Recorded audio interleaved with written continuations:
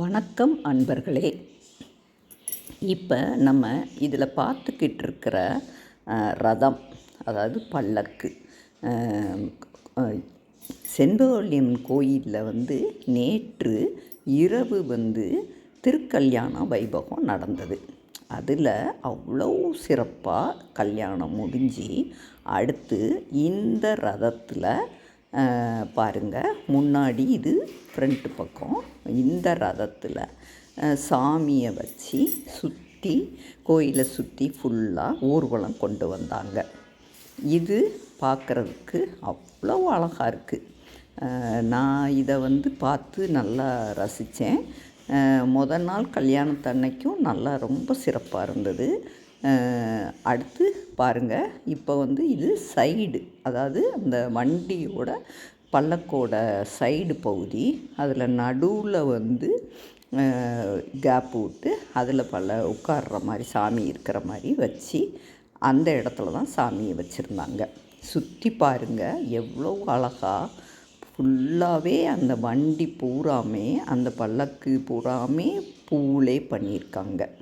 அதாவது ஒரு யானை மேலே ஒரு இது வச்சு கொண்டு போவாங்க இல்லையா, ஊர்வலம் மாதிரி, அந்த மாதிரி அதில் செட் பண்ணியிருக்காங்க. யானைக்கு ஃபுல்லாகவே க்ரீன் கலரும் எல்லோ கலர் ஃப்ளவர்லையும் அவ்வளோ அழகாக அதுக்கு ஒரு கிரீடம் வேறு வச்சுருக்காங்க. கண்ணு மூக்கு முன்னாடி இருக்கிற சாமிக்குள்ள இது எல்லாமே அவ்வளோ அழகாக பண்ணியிருக்காங்க. பாருங்கள், சைடில் பார்த்தீங்களா எவ்வளோ அழகாக இருக்குது. அந்த உள்ளே பாருங்களேன், எவ்வளவு அந்த காட்சியை பார்க்கும்போதே நமக்கு அவ்வளோ ஒரு தெய்வீக எண்ணங்கள், நல்ல மனசுக்கு அவ்வளோ ஒரு சந்தோஷம் கிடைக்கிது.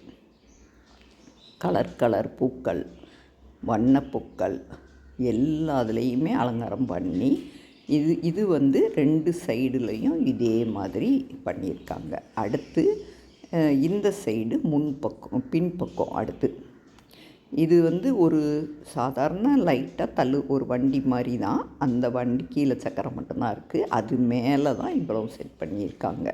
இங்கே பாருங்கள், பின்னாடி வேலும் மயிலும் இருக்கிற மாதிரி வச்சுருக்காங்க. முன்னாடி விநாயகர் கணக்கு, பின்னாடி வேலும் மயிலும் இருக்கிற மாதிரி. அந்த மயிலில் பூராமே அழகழகாக கலராக பூவு. அந்த வேலில் பார்த்திங்கன்னா நடுவில் இந்த இட்லி பூன்னு சொல்லுவாங்க இல்லையா, அதை வச்சு